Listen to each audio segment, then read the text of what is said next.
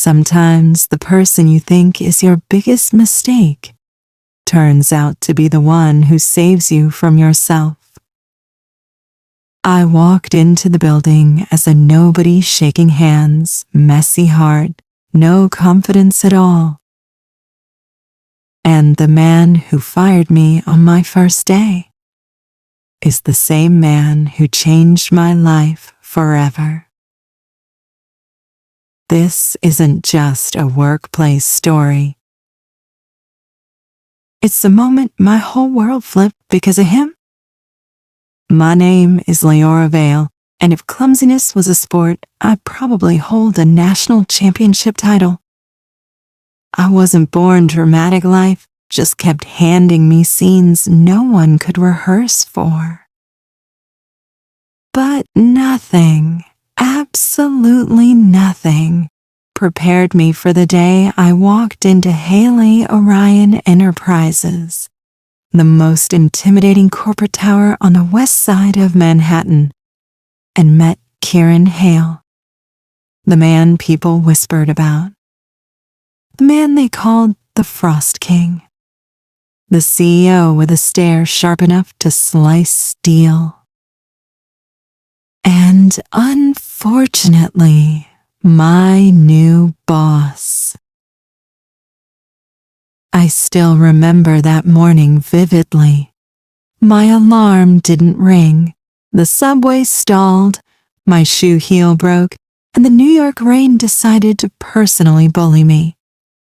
By the time I reached the glass doors of the skyscraper, I looked like an abandoned watercolor painting. Just great. Perfect first impression, Leora. Really killing it.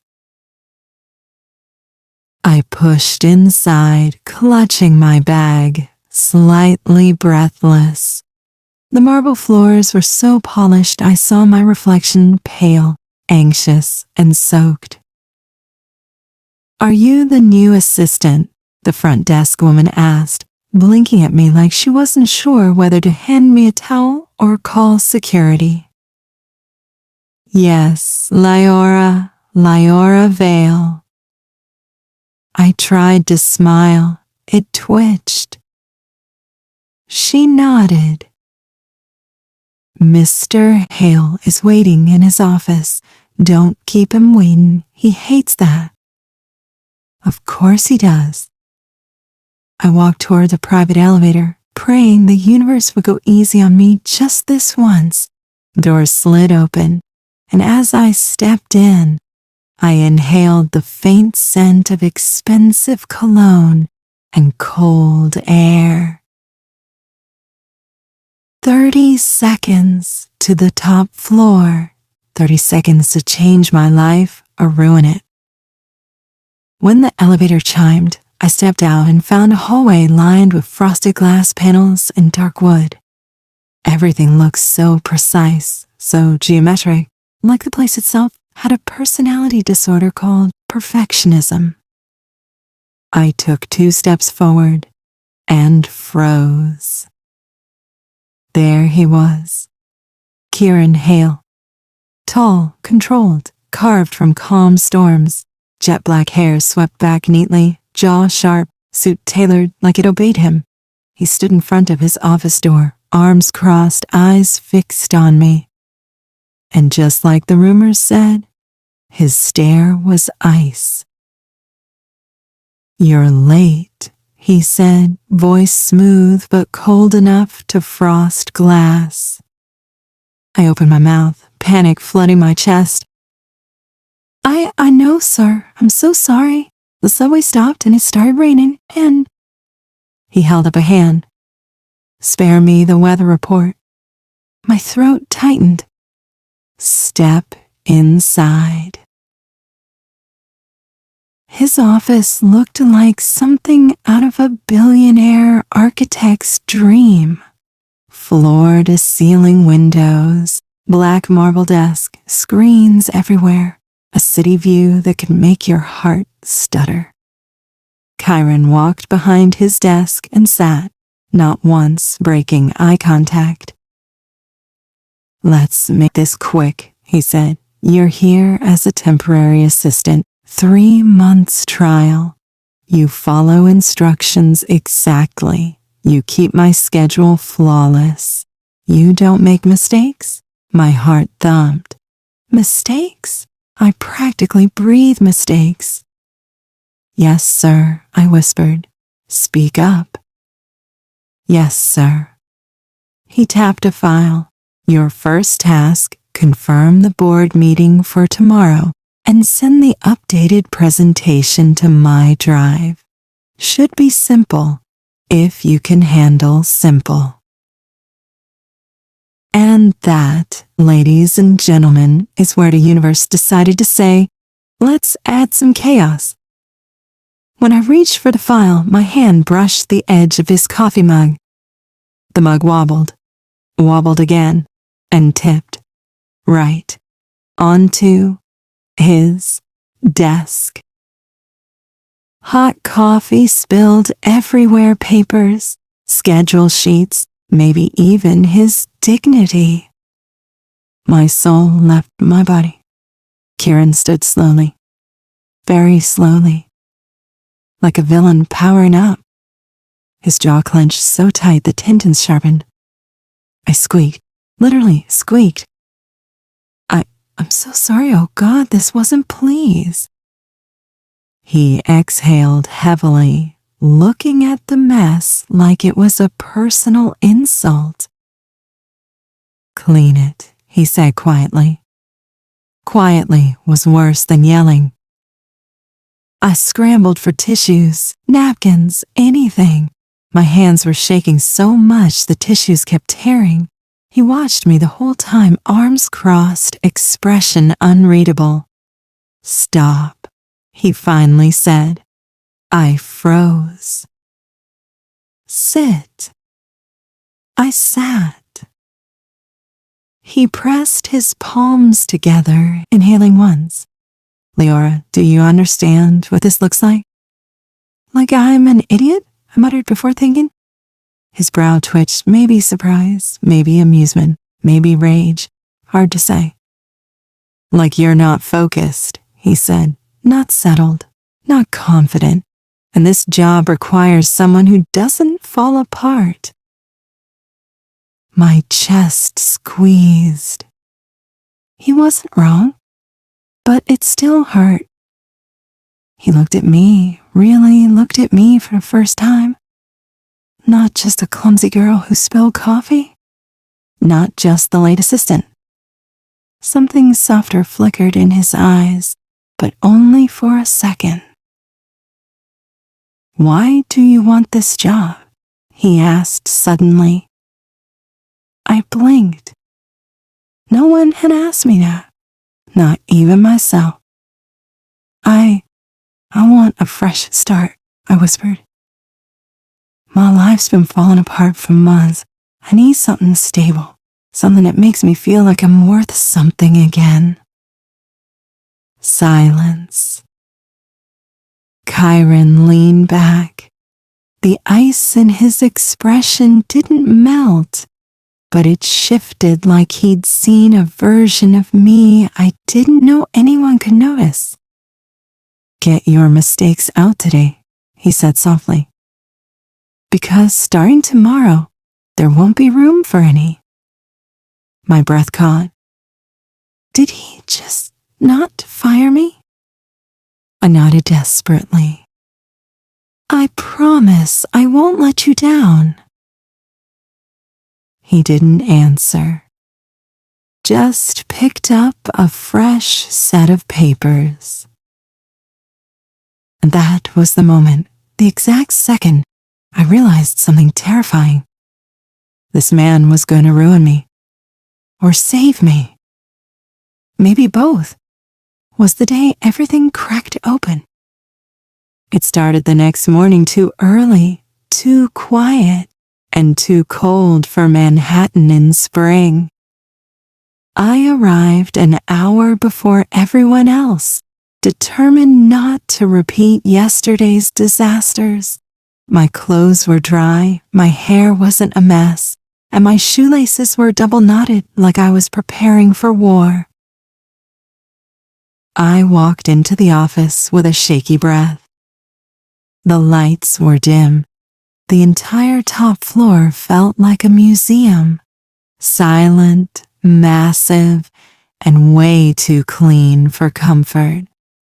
I placed my bag on my desk and started reviewing Kyron Hale's insane schedule. Meetings, calls, negotiations, revisions. His day looked like it belonged to 3 different people. "You're early." I flinched. I didn't even hear him walk in.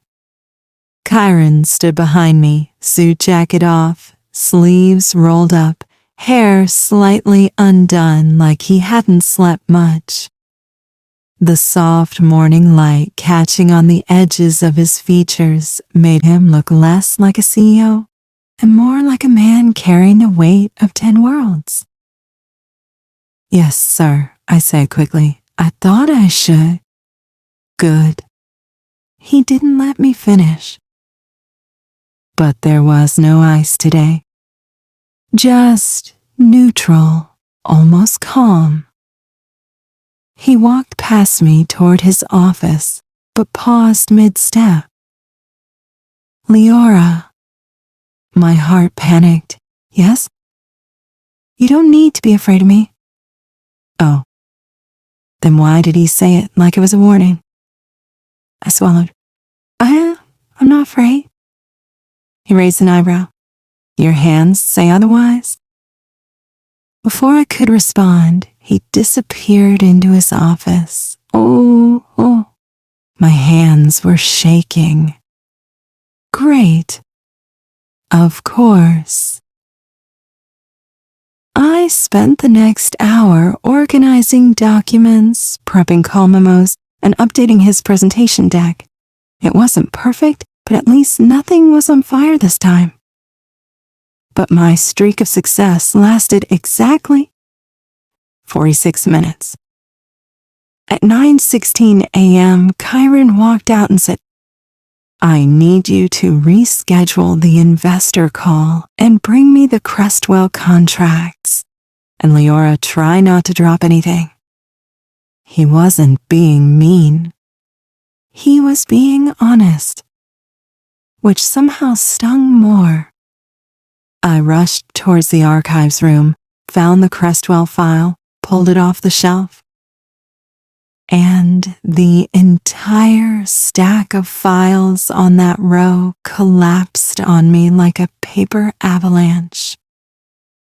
I yelped as folders rained everywhere, smacking my hair, shoulders, feet, ego, everything. "Not again," I groaned, buried in documents like some tragic office-themed funeral. Then I heard footsteps. "No. Please, no. Not him." But the universe hated me so obviously. "Leora." He sounded closer. I squeezed my eyes shut. "I'm fine. Totally fine. Just stretching very aggressively." He appeared in the doorway, staring down at the disaster. His jaw tightened. "How did you manage this?" I looked at a file and gravity betrayed me. He pinched the bridge of his nose, inhaling deeply like he was summoning patience from some sacred dimension. "Move," he finally said. "I can do it. Move." I shifted aside, cheeks burning with humiliation. He crouched down, gathering documents with calm precision. I had never seen a man look so in control while surrounded by chaos. "Why didn't you call someone to help you?" he asked. "Because I didn't want to look more useless." He paused. His hand stopped midair.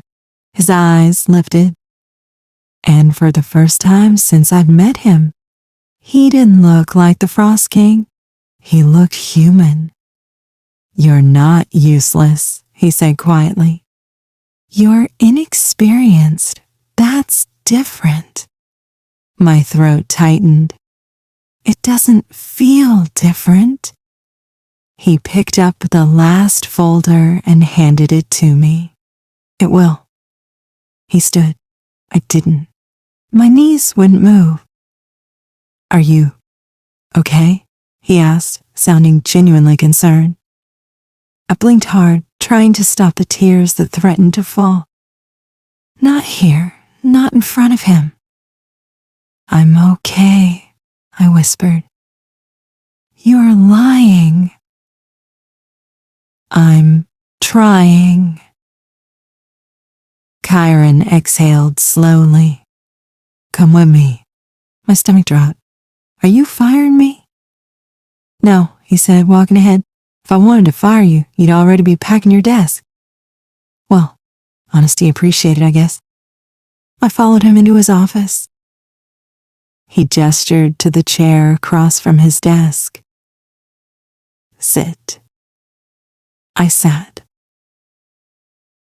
He studied me for a moment like he was reading a language only he understood. Tell me what's going on with you, he said. My chest tightened. I don't know what you mean. Leora. His voice was firm but not cold. People don't fall apart like this unless something else is breaking.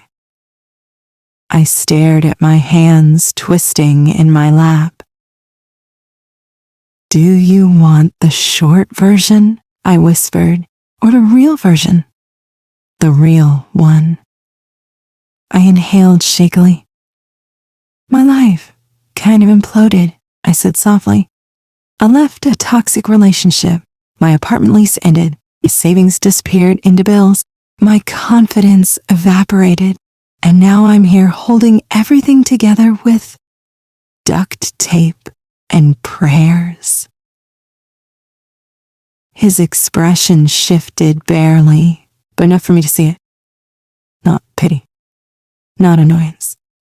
Understanding. I see, he said. Silence settled between us, heavy but strangely comforting. Then he leaned forward slightly. Leora, listen to me. I looked up. You're trying to rebuild your life while working in one of the most demanding environments in this city. That takes strength. More strength than you realize. My breath hitched. No one had said anything like that to me in months. He continued softly. I'm hard on you because my job requires perfection, but I don't expect you to be perfect on day one. I expect you to show up. And you do. I'm trying, I whispered again. I know. My chest felt warm, achy. Like something inside me had been frozen for so long and was finally thawing. He leaned back, giving me space. You're not failing, Leora. You're learning. And if you let yourself, you might actually get good at this. I blinked away the tears forming. He pretended not to notice. Now, he said, clearing his throat, we have a meeting in 20 minutes, so let's try to keep the building standing until then. A tiny laugh escaped me. I'll do my best. Please do, he said dryly, for both our sakes. I stood to leave, but his voice stopped me at the door. Leora. I turned. He hesitated just for a second. You're not alone, he said quietly. And I swear, those 3 words hit me harder than anything else he said. I nodded. Thank you, Mr. Hale. His eyes lingered on me in a way that made my heartbeat stumble. You're welcome. That afternoon, the real collision. Everything was okay. Until it wasn't. Until I made the biggest mistake yet. Karen handed me an envelope. urgent legal documents and told me to send them to the company's attorney before 4 p.m. sharp. I did everything right. Or at least I thought I did. But at 3:58 p.m., a notification popped up. Delivery failed. My heart stopped. No, not again. Without thinking, I sprinted to Kieran's office. He was in a video meeting with the board, screens everywhere, tension thick enough to choke on. I hesitated for half a second, then knocked. Every head on the screen snapped toward me. Kieran's jaw tightened. What is it? Sir, it's urgent, I whispered. He excused himself from the meeting and stepped outside, closing the door behind him. What happened? I sucked in a shaken breath. The document didn't send. I don't know if it's the server or... Show me. He followed me to my desk. His eyes scanned the screen, and I watched the exact moment he realized the problem wasn't the server. It was me. I had typed the wrong email address. He exhaled sharply, leaning on the back of my chair. Leora. His voice wasn't cold. It was disappointed, which was somehow worse. I messed up, I whispered. Yes, he said honestly. You did. My throat closed. I'm sorry. He looked at me tired, stressed, frustrated, but then something shifted again. Resent it now. I did. Hands trembling. When I confirmed it was delivered, he nodded slowly. Come with me, he said, not angry. Something else. He walked into his office and I followed, stomach twisting. He closed the door, then turned to me. Hey, Leora, I need you to understand this. This job is not forgiving. One mistake can cost millions, and I can't always protect you from that. I swallowed hard. But, he added, you didn't hide it. You came straight to me. Most people would have covered it up. I didn't want to lie. Good, don't. He walked to his desk, rested his hands on its edge, and sighed. You're not failing because you're incompetent, he said. You're failing because you're scared. My breath caught. And fear, he continued quietly, is fixable. I blinked. How? He looked at me, really looked. But not facing everything alone. My chest tightened. Leora, he said, voice low, I can teach you the job, but only if you let me help you. I stared at him, overwhelmed, emotional, confused, grateful. I don't know why you care, I said softly. His eyes darkened, not angry, but intense. Because, he said, you remind me of someone I used to be.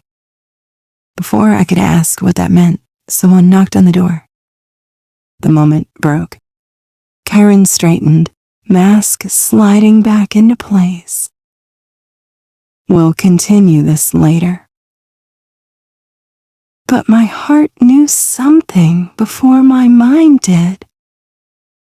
Something was changing between us. Something neither of us expected. Something neither of us was ready for. And I had no idea.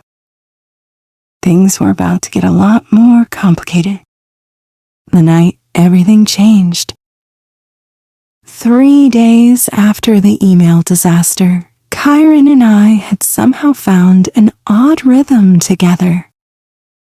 Not perfect, not smooth, but real. He would push me. I would stumble. He would catch me before I completely fell. It wasn't softness. It wasn't romance. It wasn't anything close to a fantasy I used to read in novels at night. It was something scarier. Growth. Pressure. Understanding. And connection. And connections always cost something. The night it happened was a Thursday, a long, heavy, suffocating Thursday, the kind that starts hard and ends harder. We had stayed late to prepare for the Orion Summit, the biggest annual event for the company.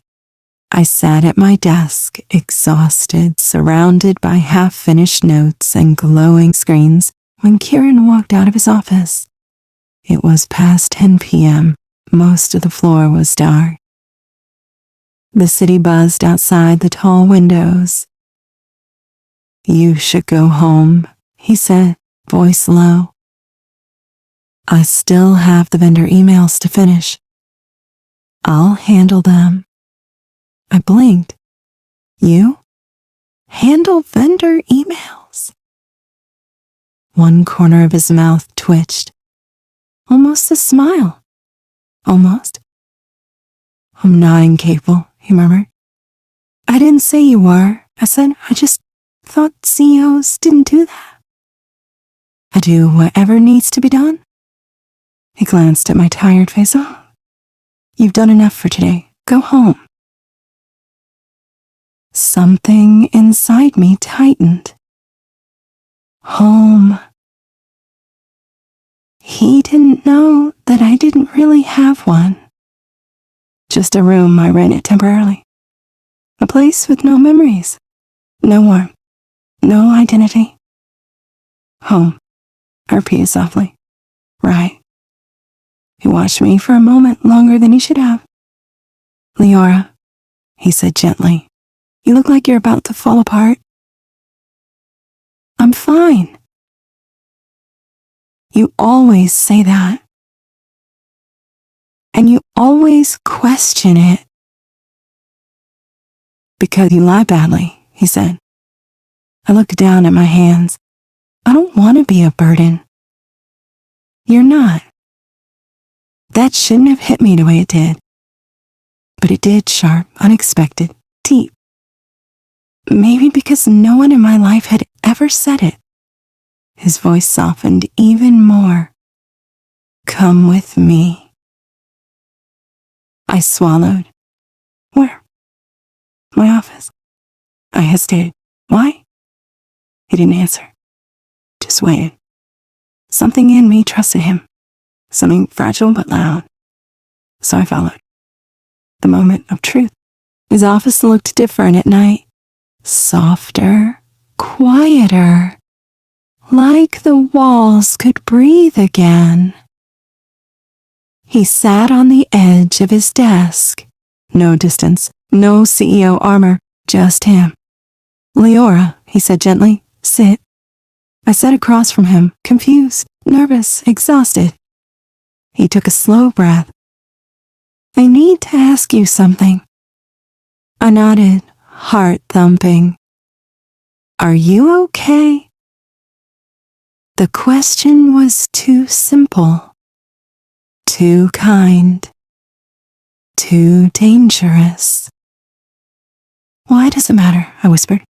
His jaw clenched. His eyes shifted, painful, raw, real. "Because I know what it feels like to work while falling apart." I inhaled sharply. He continued, voice low. "When I was 23, everything in my life collapsed. Family, finances, friendships. I hid it all behind work, behind success, behind perfection, and everyone thought I was fine because I wore the suit, spoke the lines, played the role." He swallowed tightly. "But I wasn't fine." Silence wrapped around us. He looked down at his hands. For years, I never let anyone help me. I thought independence was power. I thought showing weakness meant losing everything. What changed? I whispered. He looked at me. You remind me of who I was before I broke. The air left my lungs. I don't want you to go through that, he said. My lips parted. Kyron. His gaze softened. I'm trying to help you. But why? I asked, voice cracking. You don't even like me half the time. He breathed out a quiet laugh. Maybe that was true in the beginning. And now, his eyes darkened. Now, I understand you. Something electric moved between us. Not romantic. Not flirtation. Something deeper. Two broken people recognizing each other in the dark. He stood slowly and walked around to my side of the desk. My heartbeat stumbled. He knelt not dramatically, not intimately, just close enough that we were eye level. Leora, he said softly, you don't have to keep pretending you're okay. My eyes filled immediately. Damn it. I don't want to cry, I whispered, shaking. He didn't touch me, didn't lean in. He just said, then don't hold it. And that was it. That was the moment the dam broke. Tears slipped down my cheeks, quiet, painful, overdue. And Kyron didn't panic, didn't freeze, didn't look annoyed. He simply stayed, present, still, safe. When my sobs finally faded, he stood and handed me a glass of water. Better? He asked gently. I nodded, wiping my eyes. I'm sorry, I didn't mean to. Don't apologize for feeling, he said softly, ever. I stared at him in disbelief. Why are you being so nice? I asked. His expression shifted again. Honest, vulnerable. Because, he said, you're worth being kind to. My breath caught. He stepped back, breaking the moment before it became something neither of us was ready for. We'll take things one day at a time, he said.